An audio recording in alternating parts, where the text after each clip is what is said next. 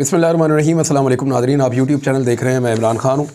Imported हुकूमत जो है वो ऐसा लगता है कि लोगों का खून चूस कर रहेगी, और जिन्होंने भी इस कौम के ऊपर ये हीरे मुसल्लत किए हैं उनको दोनों हाथों से सलाम पेश करने को दिल कर रहा है, क्योंकि पेट्रोल की कीमत आलमी मंडी में कम हो रही है, पाकिस्तान में बढ़ती चली जा रही है। आलमी मंडी की सूरत हाल अगर आप देखें तो इस वक्त crude oil price down 8% to $65, the lowest since 2021। 2021 में आपको याद होगा कि कीमतें जो हैं वो नीचे आई थी, और अब दोबारा कीमतें नीचे आई हैं। कोरोना के दौर में आपको पता है कि कीमतें पेट्रोल की नीचे रही थी, लेकिन उसके बाद एकदम बहुत बढ़ गई थी। 2022 में मार्च में जो ब्रेंट क्रूड ऑयल है इसके ऊपर जो कीमत बढ़ गई थी वो $120 तक ये चला गया था। लेकिन जब ये $120 का मिल रहा था पेट्रोल, उस वक्त इमरान खान साहब पाकिस्तान में इसको 145 रुपये फ़ी लीटर के हिसाब से बेच रहे थे। अब इस वक्त ये रिपोर्ट हो रहा है 70 रुपये से भी कम में, $70 फ़ी बैरल से भी कम में, और इसकी प्राइस इमरान खान साहब के दौर की निस्बत लगभग 50% कम है। तो 50% अगर आप कम कर दें तो आज तो वाकई 90 रुपये का या 100 रुपये का पेट्रोल होना चाहिए था पाकिस्तान में, लेकिन कीमत दोबारा से बढ़ा दी है इम्पोर्टेड हुकूमत ने। और मरीम नवाज़ ने कहा था कि $1 भी इंटरनेशनल मार्केट में पेट्रोलियम मसनूआत की कीमतें कम होंगी तो हम पाकिस्तान में कम कर देंगे। और ये पहली मरतबा हुआ है कि हुकूमत ने जस्टिफाई करने के लिए सिंगापुर की एग्जाम्पल दे दी है। भाई, आलमी मंडी में पेट्रोलियम मसनूआत की कीमतें जब कम होंगी तो आपको पाकिस्तान में कम करनी पड़ेंगी, और आपको करनी चाहिए। 70 रुपये का आपने पेट्रोल बेचना था, आपने वादा किया हुआ था उस कीमत पे जिस कीमत पे इमरान खान साहब की हुकूमत ख़रीद रही थी। आज तो आप उससे 50% कम कीमत के ऊपर पेट्रोल ख़रीद रहे हैं आलमी मंडी से, तो फिर आपको 50% और कम कर देनी चाहिए कीमत, 70 रुपये से भी और नीचे ले जानी चाहिए। लेकिन ये ऐसा करेंगे नहीं। अगर ये अपने वादे के मुताबिक आए तो इनको तो 50 रुपये लीटर पेट्रोल देना चाहिए। लेकिन पेट्रोल की नई कीमत में जो इजाफा हुआ है, 5 रुपये पेट्रोल की कीमत बढ़ा दी और 13 रुपये डीज़ल की कीमत इन्होंने बढ़ा दी है। पेट्रोल और डीज़ल की कीमत में इजाफे के बाद इस वक्त पाकिस्तान में पेट्रोल पहुंच गया 272 रुपये फ़ी लीटर पे, और जो डीज़ल है उसकी कीमत पहुंच गई 293 रुपये फ़ी लीटर पे। तो इस तरह पाकिस्तान के अंदर लगातार कीमतें बढ़ती चली जा रही हैं। 280 रुपये से डीज़ल बढ़ के 293 पे आ गया, लगभग 300 का ही हो गया। किसान ने ट्रैक्टर में क्या डालना है, डीज़ल। पीटर इंजन में क्या डालना है, डीज़ल। मशीनरी में क्या डलेगा, डीज़ल। जितनी आपकी मसनूआत हैं वो मंडी में कैसे आएंगी, डीज़ल गाड़ी पे। जितनी आपकी ट्रांसपोर्टेशन है वो ज़्यादातर किस पे चलती है, डीज़ल पे। ज़्यादा इस्तेमाल पेट्रोल का होता है या डीज़ल का, डीज़ल का होता है। जितनी कंपनीज़ के अंदर इस्तेमाल होता है, डीज़ल इस्तेमाल होता है। जितनी आपकी गाड़ियाँ कंस्ट्रक्शन में इस्तेमाल होती है, मशीनरी, वो सारी की सारी डीज़ल पे चलती है।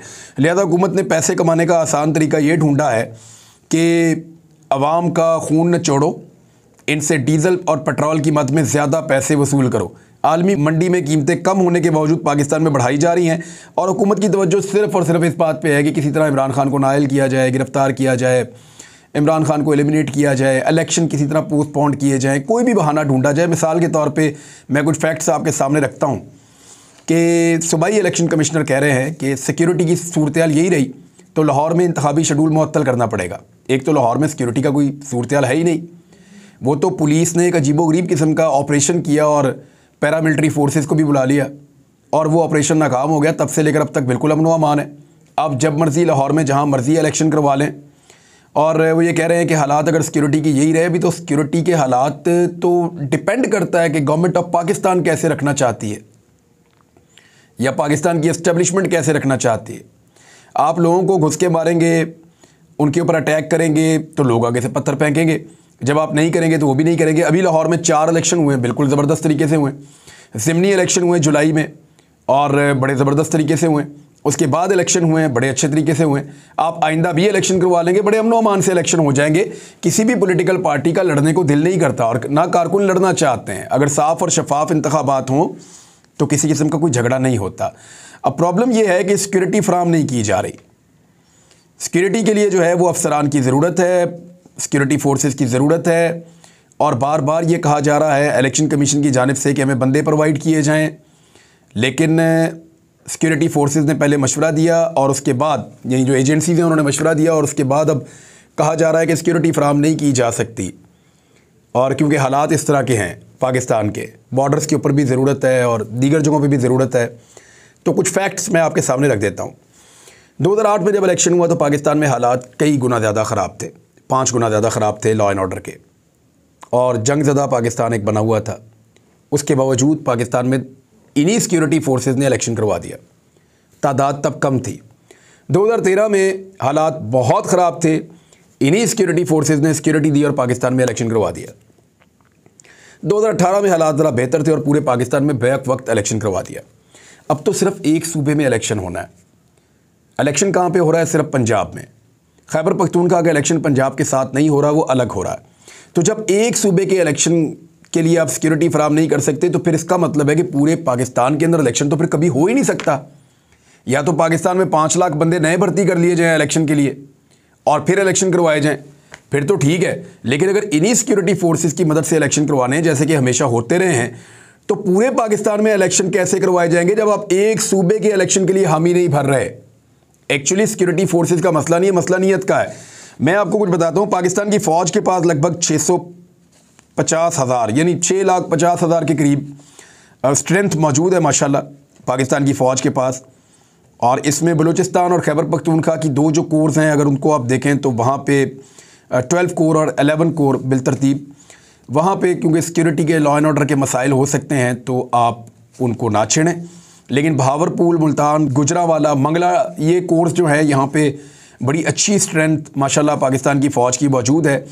फिर आपके पास FCs बहुत बड़ी तादाद में मौजूद हैं, आपके पास रेंजर्स मौजूद हैं, लेवीज़ मौजूद हैं। तो ये सारे जितने भी पैरामिलिट्री फोर्सेस हैं इनको इस्तेमाल किया जा सकता है इलेक्शन के अंदर। पाक फ़ौज खिदमात जैसे कि पहले सर अंजाम देती रही है वैसे ही देती रह सकती है, क्योंकि इंडिया में कोई इलेक्शन नहीं हो रहा। और ऐसी सूरत हाल में पाकिस्तान के और इंडिया के बॉर्डर की जो सिचुएशन है वो नॉर्मल रहती है, और अगर वो थोड़ी सी अब नॉर्मल भी हो, इसके बावजूद पाकिस्तान के पास माशाल्लाह स्ट्रेंथ है और पाकिस्तान की फ़ौज सिक्योरिटी फराहम कर सकती है सिर्फ एक सूबे के इलेक्शन के लिए। वो इतना मुश्किल नहीं होगा। पंजाब के पास जो पुलिस है उसकी तादाद है 1,80,000, एक बहुत बड़ी तादाद है, ये काम आ सकती है। खैबर पख्तूनख्वा में क्योंकि पंजाब के साथ इलेक्शन नहीं हो रहा तो 70,000 पुलिस वहाँ पे है। आप वहाँ से अगर चाहें तो इजाफी 25,000 30,000 पुलिस वाले आप पंजाब में मंगवा सकते हैं, वो यहाँ काम कर सकते हैं। बलूचिस्तान में 38,000 पुलिस वाले हैं, अगर आप चाहें तो वहाँ से भी आप पुलिस मंगवा सकते हैं क्योंकि वहाँ पे इलेक्शन नहीं हो रहा। सिंध में 1,28,000 पुलिस वाले हैं, अगर आप चाहें तो वहाँ से आप 30,000 40,000 50,000 पुलिस तक भी आप मंगवा सकते हैं। वहाँ स्ट्रेंथ थोड़ी कम हो जाएगी, लेकिन वही पुलिस आके आपकी पंजाब के अंदर इलेक्शन करवा सकती है। आज़ाद कश्मीर और गिलगित बल्तिस्तान में लगभग 10,000 पुलिस वाले तो आज़ाद कश्मीर में हैं। गिलगित बल्तिस्तान के 65 थाने हैं, बहुत बड़ी तादाद में पुलिस है, तो उनको भी आप बुलाकर पंजाब के इलेक्शन में इस्तेमाल कर सकते हैं। तो पंजाब में अगर सारी जगहों से आप पुलिस मंगवाना चाहें तो बड़े आराम से सिक्योरिटी आपकी अरेंज हो सकती है। पुलिस ही इलेक्शन करवा सकती है पूरे पाकिस्तान की, अगर उनको यहाँ बुलाया जाए तो। और अगर आपको फ़ौज की ज़रूरत है तो फ़ौज बिल्कुल हमेशा कोऑपरेट करती रही है, अभी भी कर सकती है। सिर्फ नीयत होने की बात है। पंजाब में बड़े आराम से इलेक्शन करवाए जा सकते हैं। और अगर पंजाब जैसे एक सूबे के इंतखाबात के लिए आप सिक्योरिटी फराहम नहीं कर सकते तो फिर इसका मतलब है पाकिस्तान को हाथ खड़े कर देने चाहिए। पाकिस्तान कभी भी पूरे पाकिस्तान में इंतखाबात कराने के काबिल नहीं रहेगा, क्योंकि इस वक्त हालात निस्बतन बेहतर हैं, अमन व अमान की सूरत हाल पहले जैसी नहीं है। फिर एक ख़बर और मौसूल हो रही है ड्रोन हमले के हवाले से, मुबैना तौर पे उस पर कुछ लोगों ने ट्वीट भी किया है। सेनेटर मुश्ताक गनी साहब ने ट्वीट किया है जमात इस्लामी के, कुछ और लोगों ने ट्वीट किया है। मैंने मंजूर पश्तीन का ट्वीट देखा है, उनका भी ट्वीट आया है। मैं वो सिचुएशन आपको भी बताता हूँ, लेकिन पहले कुछ खबरें और हैं वो आपके साथ शेयर कर लूँ। आज जो खैबर पख्तूनख्वा में इजलास हो रहा था इंतखाबात के हवाले से, उसकी तारीख़ तब्दील कर दी गई है और अभी वो इजलास आज नहीं हो रहा। अब वो इजलास जुमे वाले दिन होगा। लेट्स सी, क्योंकि उनको 28 मई की तारीख़ मिली है, तो 28 मई में और 30 अप्रैल में काफ़ी दिनों का फ़ासला है। हो सकता है कि थोड़ा पीछे आ जाए इलेक्शन, लेकिन ये 2 इलेक्शन इकट्ठे करवाने का इरादा नहीं है गवर्नमेंट का। तो पंजाब के इलेक्शन के लिए सिक्योरिटी फराहम करना आसान रहेगा। अगर एक सूबे की सिक्योरिटी नहीं की जा सकती इंतखाबात के लिए, तो फिर हाउ इज़ इट पॉसिबल कि आप पूरे पाकिस्तान में इंतखाबात की बात कर रहे हैं इस साल के इख्तिताम तक। अभी तो सूरत हाल भी पाकिस्तान में निस्बतन जो है वो नॉर्मल है।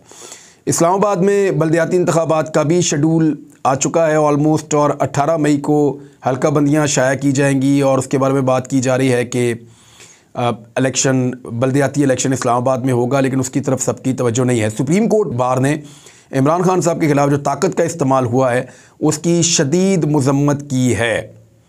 सुप्रीम कोर्ट बार एसोसिएशन ने लाहौर में कशीदा सूरत हाल पर शदीद तहफ़्फ़ुज़ात का इज़हार करते हुए कहा कि साबिक़ वज़ीर-ए-आज़म इमरान खान के ख़िलाफ़ ताकत के इस्तेमाल की शदीद मज़म्मत करते हैं और सुप्रीम कोर्ट बार आइन, कानून की हुक्मरानी और अदालती फ़ैसलों के साथ खड़ी है। एक और बड़ी अच्छी चीज़ ये हुई है कि जस्टिस कादी फ़ाइज़ ईसा साहब ने जो रिमार्क्स दिए हैं वो बड़े हौसला अफ़ज़ा है कि अदलिया की तौहीन ना की जाए, और अगर अदलिया की तौहीन को नहीं रोका जा रहा पैमरा की जानिब से या बाकी जो इदारे हैं उनकी जानिब से, तो फिर सबके लिए एक ही जैसा होना चाहिए ना कम से कम। और सबसे मोहतरम तो अदलिया है, अदलिया की तौहीन तो बिल्कुल नहीं होनी चाहिए। और तौहीन अदालत लगती भी इसलिए है कि अदलिया की तौहीन आप नहीं कर सकते। बाकी इदारे जो हैं उनके लिए तो थोड़ा बहुत मार्जिन मौजूद रहता है, लेकिन पूरी दुनिया में अदलिया की इज़्ज़त सबसे ज़्यादा होती है। सुप्रीम कोर्ट बार ने मुतालबा किया कि कानून नाफिज करने वाले ताकत के इस्तेमाल से इज्तनाब करें। शहरियों पर भी लाजिम है कि वो अवामी इमलाक को नुकसान ना पहुँचाएँ। तमाम इदारों पर लाजिम है कि वो इंतखाबात के इनेकाद के लिए सुप्रीम कोर्ट के फ़ैसले पर अमल करें। गैर ज़रूरी तौर पर अमन व अमान की सूरत हाल को ख़राब ना किया जाए।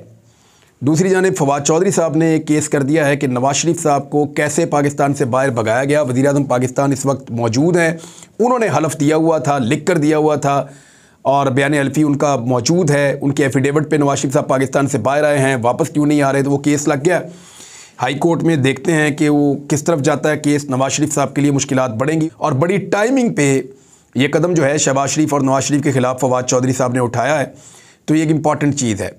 ऐसा लगता है कि इमरान खान साहब के ऊपर दोबारा ऑपरेशन भी किया जा सकता है और आज इमरान खान साहब ने कुछ सहाफ़ियों से मुलाकात भी करनी है, तो कुछ चीज़ें सामने आएंगी।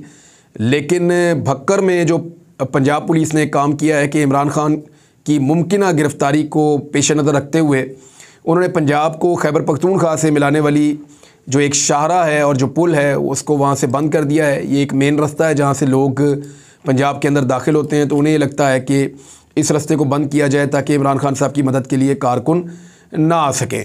अब पुलिस ने कुछ जो क्लेम किया है कि उन्होंने 24 लोगों को गिरफ़्तार किया, जबकि दूसरी जानिब ये कहा जा रहा है कि हमारे 45 से ज़ायद कारकुन जो है उन्हें गिरफ़्तार किया गया है। बाकी ज़ख्मी अपनी जगह पे हैं, बड़ी तादाद में लोग ज़ख्मी हुए थे, मैंने ख़ुद भी उनको देखा ज़ख्मी लोगों को, और उनकी मरहम पट्टी वहीं पे की जा रही थी। जो लोग ज़ख्मी अस्पताल गए थे वो वहाँ से गिरफ़्तार हो गए थे।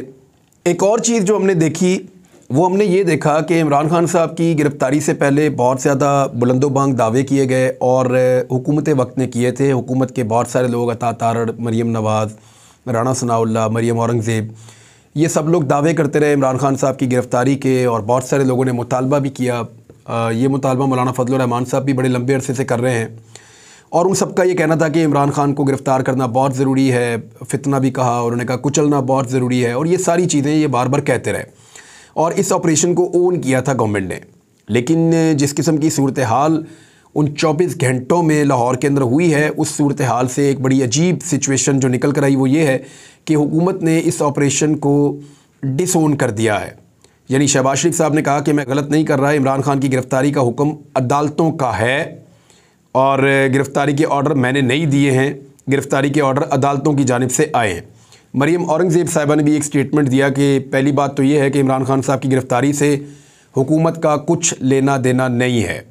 ये सिचुएशन बता रही है कि इस सारी सूरत हाल ने हुकूमत के लिए एक शर्मिंदगी वाली सूरत हाल पैदा की है, उनको सुबकी हुई है इस सारे मामले में, और ये नहीं होना चाहिए था। सिक्योरिटी फोर्सेस को कभी भी आवाम के सामने खड़ा नहीं करना चाहिए, इसके नुकसानात होते हैं। दुनिया के जिस मुल्क में भी ये चीज़ें होती हैं वहाँ पे कुछ अच्छे विजुअल्स पूरी दुनिया को देखने के लिए नहीं मिलते, और समझदार लीडर्स और इस्टेब्लिशमेंट कभी भी इस किस्म के फ़ैसले बंद कमरों में नहीं करती जिसके नतीजे में कौम और इदारे आमने सामने आकर खड़े हो जाएं।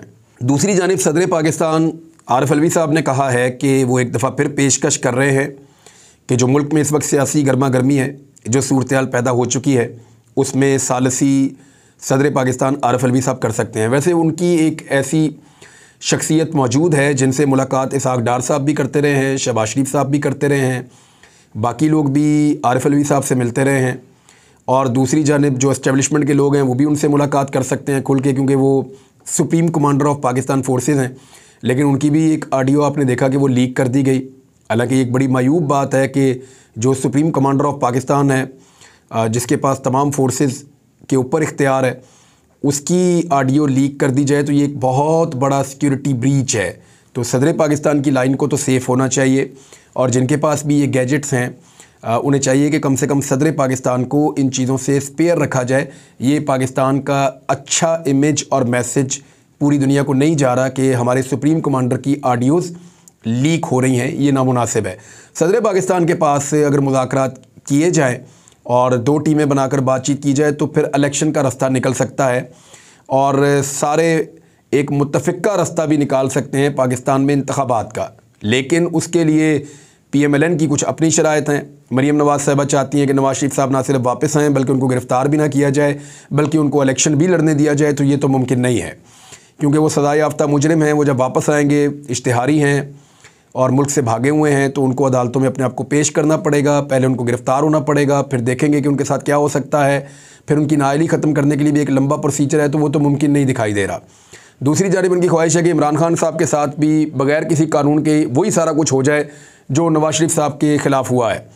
तो उसके लिए भी एक लंबा प्रोसीजर चाहिए होता है। नवाज़ शरीफ साहब के साथ ये होने में सालों लग गए थे। अगर इमरान खान को नाअहल करना भी है तो फिर इसके लिए जो ड्यू प्रोसेस ऑफ टाइम है वो तो होगा, और इलेक्शन इमरान खान साहब तब तक लड़ सकेंगे। तो अब तक के लिए इतना ही नाज़रीन, अपना ख्याल रखिएगा, अपने इस चैनल का भी। अल्लाह हाफ़िज़।